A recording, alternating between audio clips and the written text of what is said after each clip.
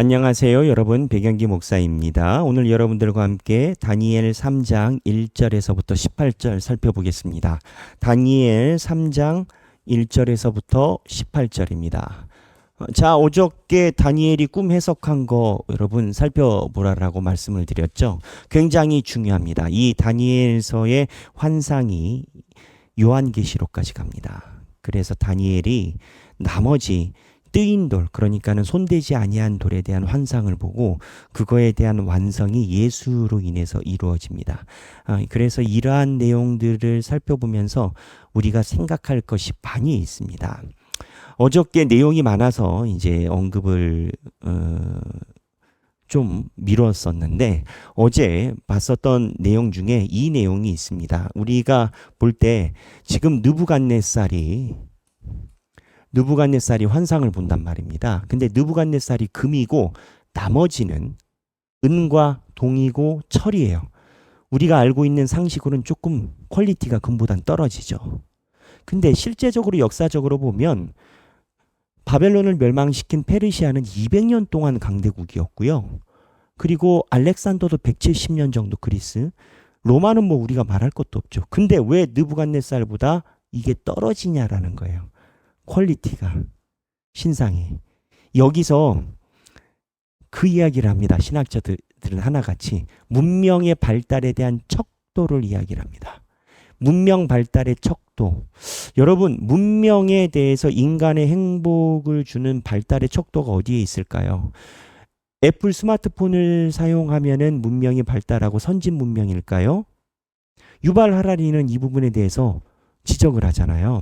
옛날 유목민족 시절에는요, 지금으로 따지면 한 이틀 일하고 5일을 놀았다라는 거예요. 놀아도 먹고 살았다라는 거예요. 유목 시절에는.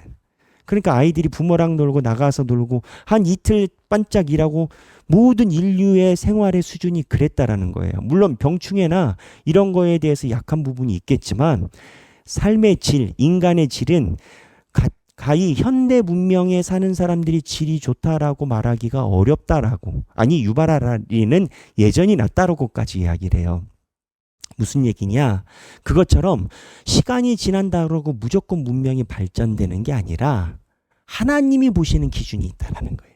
그게 뭔지 우리가 명확하게 말할 수는 없어요. 하지만 성서학자들이 추정할 때는 하나님이 보시는 하나님 말씀 중심적인 정의적 개념으로 보곤 해요. 느부갓네살은 그래도 하나님과의 접촉이 있고 하나님께 경배를 올리고 조금 가보면 나중에 하나님을 가장 높으신 분이라고 찬미하기도 해요. 금덩어리 느부갓네살은. 근데 나머지 페르시아 그리고 알렉산더 그다음에 로마 제국은 하나님과의 관계가 매우 약하죠.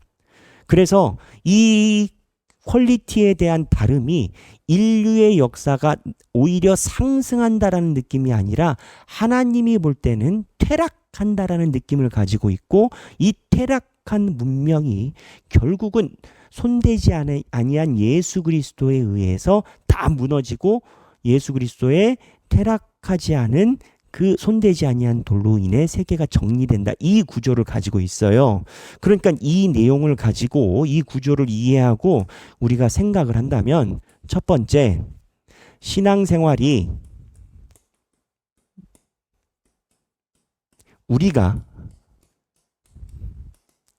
나은가 생각해 볼 필요가 있어요. 어떠한 신학자는 그러한 이야기를 하죠. 북한에 지하교인들이 있어요. 남한에 많은 한국교회들이 있어요. 남한에 있는 교회에는 하나님께서 축복을 많이 주셨어요. 성도들이 많은 부를 누리고 신앙적인 자료, 하나님의 말씀에 접근할 수 있는 풍요를 넘어 행복의 시대를 살고 있어요. 북한에 있는 성도들은 우리가 들은 바에 의하면 성경 하나가 전부고 그 하나도 좋은 성경을 얻는 게 너무 소원 같고, 한국 사람들이 가지고 있는 이런 고급 종이의 성경을 북한 사람들이 갖는 것이 성도들의 어떻게 보면 우리 표현으로 버킷리스트 중에 하나라는 이야기를 듣곤 해요. 자, 그렇다면 하나님께서 보실 때 남한에서 신앙생활한 우리를 신앙인으로 발전된 모습으로 보실까? 북한에 있는 지하교회 교인들을 발전된 모습으로 보실까?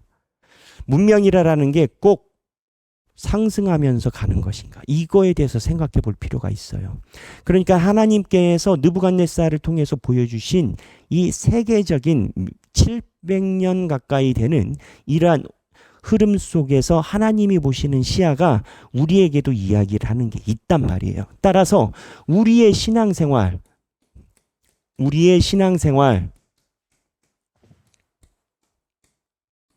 괜찮은가? 멀리 갈 것도 없어요. 저희 선배 우리 하길교회 설립하기 전 한국교회에서 신앙생활 하신 분들의 이야기를 보면 그랬어요. 공산당이 내려올 때 서울에 있는 한 교회가 목사님이 공산당을 에 맞서서 교회를 지키려고 교회에 남아 있으셨다라는 거예요. 그랬더니 그 교회에 장로님이 나와서 목사님이 돌아가시면 교회가 사라집니다. 그러니 목사님은 피난을 가시고 제가 교회를 지키겠습니다. 그리고 결국은 어떻게 됐냐? 그 장로님이 그 교회에서 두 분이 순교를 하셨어요. 한국의 이름만 대면 다 아는 교회에 초석이 됐어요. 근데 이제 그분들이 그렇게 교회를 위해 헌신한 것은 기본적으로 베이스가 깔려 있는 건 거예요.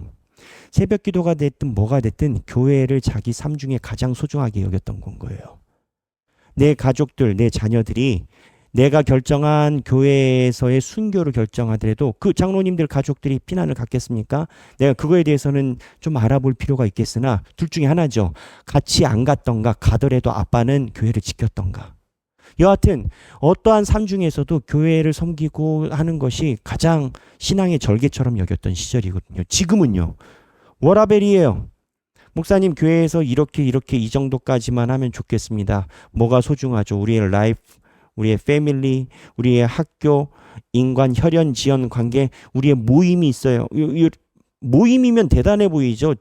또 삼자적 입장에서 보면은 마음 맞는 사람들끼리 노는 거예요. 뭐 모임이 있어요. 절대 모임을 피할 수 없어요.